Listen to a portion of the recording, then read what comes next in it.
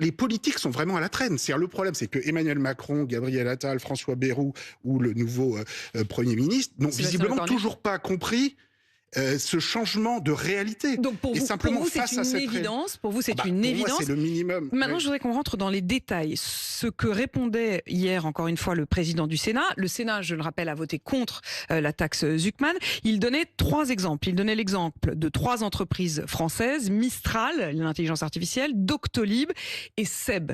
Il disait, si la taxe Zuckman est appliquée, toute la question, c'est qu'est-ce qu'on taxe? Est-ce qu'on taxe les revenus du patron? En gros, j'essaye de faire simple, évidemment, je ne suis pas dans votre finesse d'économiste, mais si j'ai bien compris, soit on taxe les revenus, soit on taxe l'assiette globale en prenant en compte la valeur de l'entreprise. En tout cas, c'est comme ça. Oui. Prendre en compte la valeur de l'entreprise. Dans le cas, par exemple, d'une entreprise comme Mistral, la valeur de l'entreprise, elle est valorisée 14 milliards d'euros. Sauf que c'est théorique. C'est si un jour elle était vendue. Pour l'instant, ces 14 milliards, bien d'accord, ne sont pas dans la poche du patron de Mistral. S'il devait donc payer ces 2%, ça ferait 240 millions d'euros. Mais il ne les a pas. C'est très simple, il suffit de vendre 2% du capital de Mistral, par exemple, à ses salariés. Vous savez, d'abord, pour vous, dans ces cas-là, le fait de devoir vendre une partie, il n'y a aucun problème. De au contraire, ça pourrait faire participer les salariés.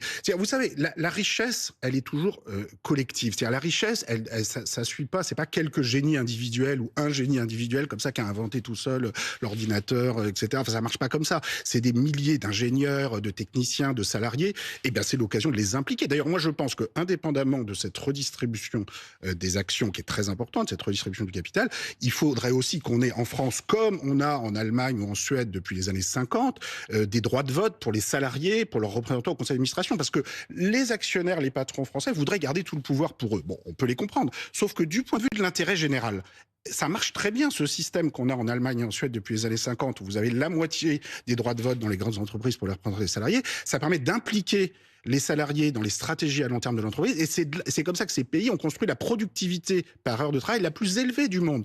Donc, d'un point de vue économique, en fait, partager le pouvoir, c'est une bonne chose. Donc, pour reprendre votre exemple... Bon, le pouvoir et l'argent. Oui, les deux vont ensemble, parce que le capital, c'est le pouvoir de décision, le contrôle aussi de sa propre vie, enfin, c'est tout ça, c'est beaucoup plus que juste de l'argent.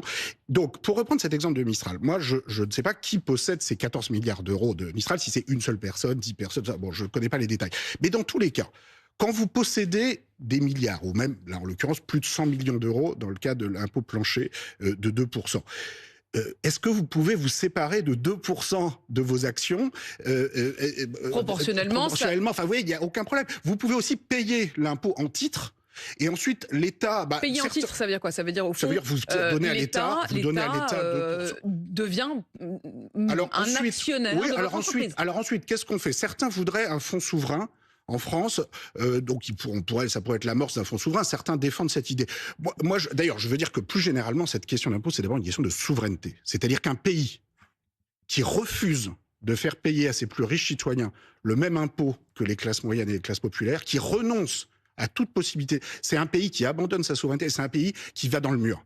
Parce que ça veut dire que vous faites perdre la confiance au reste de la population. Et ça, c'est extrêmement dangereux. Et c'est ça qu'après, on se retourne sur d'autres boucs émissaires pour se consoler de ne pas réussir à avoir une politique juste. Mais pour revenir à ces titres qui sont payés à 2% à l'État, certains diraient on les met dans un fonds souverain. Moi, je serais plutôt pour dire on les met en vente aux salariés.